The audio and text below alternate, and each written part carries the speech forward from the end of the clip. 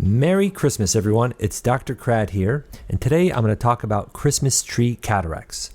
Christmas Tree Cataracts are an uncommon form of cataract. They are named as such due to their polychromatic and highly reflective, colorful, needle-shaped crystal opacities in the lens. Under the surgical microscope, the colorful needles appear more black.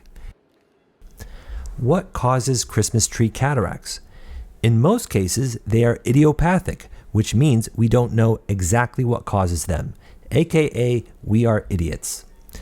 While most people with Christmas tree cataracts don't have an associated systemic health problem, there is a soft association with myotonic dystrophy and parathyroid problems. If you see a pediatric patient with Christmas tree cataract, assess for signs of myotonic dystrophy.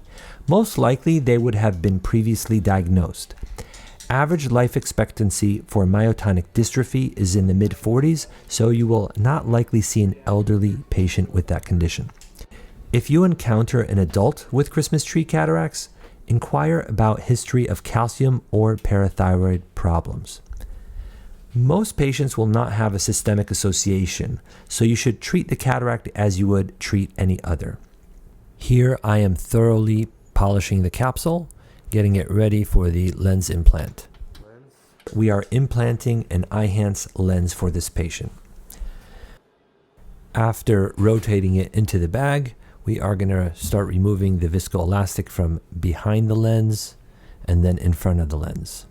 As you see here, one of the haptics does not want to unfold and it's stuck to the optic.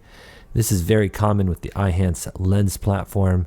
The haptics tend to stick together or stick to the optic. Sometimes they need some encouragement to unfold. For all my friends celebrating Christmas, I hope you have a safe, happy, and wonderful holiday with your loved ones. I appreciate you all for watching. I'll catch you on the next one. Peace.